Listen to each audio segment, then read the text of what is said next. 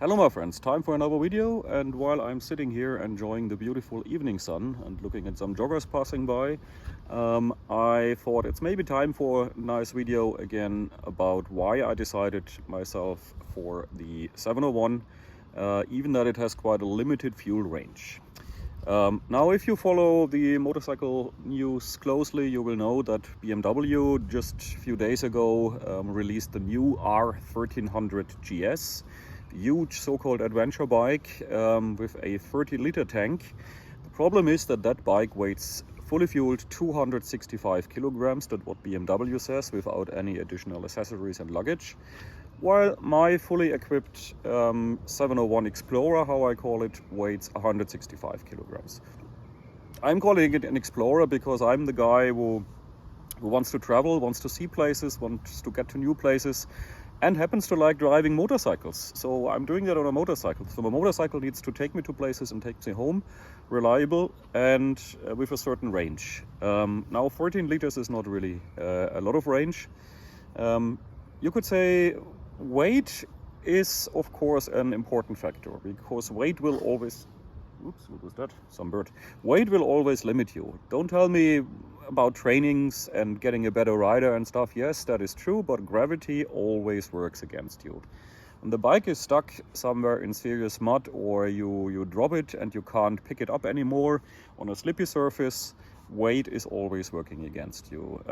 These demonstrations they do on nice concrete floor or on the carpet, lifting a heavy bike like a Goldwing or a GS, that is perfect conditions. It's in reality it's always different. You have deep sand, gravel, slippery mud. That's when you drop the bike because you're slipping, and then you need to get that thing up again. So weight will always work against you.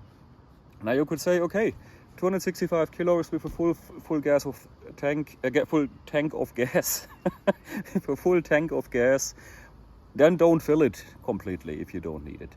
Yeah, but still, let's say you are filling it halfway, so that's 10-15 kilos less. Does that make really a difference? The GS will still be a heavy monster.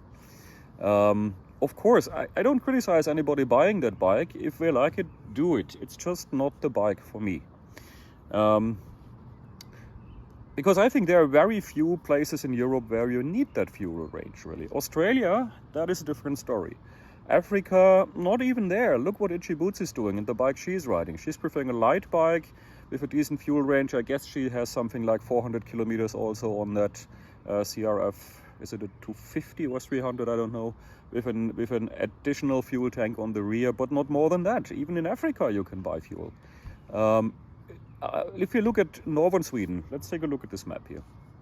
I asked Google to plot me all the gas stations by simply looking for benzene, and I'm quite sure that all the red dots here are not all of them. There are probably some more gas stations up there. And so far I have only experienced 4 times when fuel range was getting really critical for me in all the years, like 15 years I got a license now. 16 years actually this year.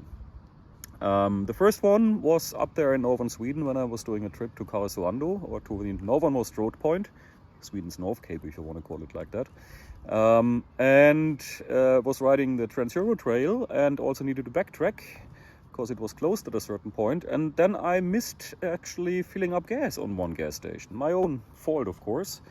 And I looked at the map and said, oh well, no problem, there's another one coming soon. Yeah, it was coming, but it was closed. So, and then it got a bit of interesting because Karesuando was still quite a bit away. I think it was then, since the last fill up, it was quite a bit over 400 kilometers, 430, 440 kilometers. And I thought this is going to get very tight. But I mean, I'm on a public road, doesn't matter really. Somebody will pass by and give me fuel. But I made it, and I still had 1.5 liters of fuel left. So no problem there either. Then even further north, some years ago, I came to Meham. I don't recall which bike that was, and wanted to go to a lighthouse even further north. Unfortunately, I asked for the gas station, and one local told me, oh, sorry, our gas pump is defective right now. There's no gas available here right now. So I calculated a bit and realized if I go to a lighthouse up there and go back again, then I will not make it back to the gas station where I had filled up before coming to Meham. But also that problem was solvable. The guy running the local hostel sold me 5 liters and no problem then. And then the 2 other times were in Canada in 2013 when I was riding cross country there, once on the eastern side on the Trans-Labrador Highway and once on the western side on the, how's it called? That long highway, now I lost it. Anyway, 400 kilometers there, the Dempster Highway, now I got it. 400 kilometers there for your vehicle required. I took a 5-liter canister with me. I was riding a KLR 650 and I didn't even need these 5 liters because I could do it with the standard, is it 19 or 20 liter gas tank anyway. So with other words, for me, the 13-liter tank will work because I also have what you could call a fuel extender, and these are two 2-liter fuel friends, 2 plastic canisters, which I simply attach to the bike using some bags, which my friend Kari has produced for me. Thank you, Kari, for that, if you see it. I use some rock straps and attach them to the front crash bars. So then I will have 17 liters, and this should also give me 400 kilometers range.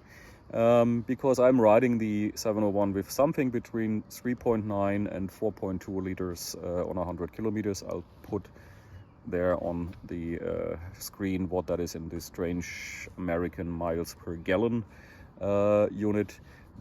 But that should be enough. And then I have a bike which weighs 165 kilos with the standard tank, and maybe, what would it be, something like a little bit over 170 kilos with these 17 liters, and that is perfectly enough. And I will always be, I'm optimistic, I will always be able to lift that bike if I drop it somewhere, even in deepest shit, excuse the direct words. So, but that is my personal opinion. If somebody likes VR 1300 GS, buy it. If you got the money, buy it. If you want big bikes, buy it. It's just not the bike for me. So, what do you think about that? What is your minimum fuel range? What do you prefer? Big bike, long fuel range, or small bike, smaller range? Just a last example, look at one webpage of a guy from Finland called the Rolling Hobo. He built himself the ultimate, I think, expedition bike, which is an XC500 from KTM, and he has an extended tank on it, I think 17 liters. And that bike is even a bit lighter, of course, than my 701. I guess like 40 kilos at least lighter. And he gets to really places where you would not be able to take a R1300 GS. I'm sure about that. Sorry, marketing BMW, that is just a failure. Okay, good. Have a nice evening. I'll enjoy the sun a little bit more and then cycle home again. See you.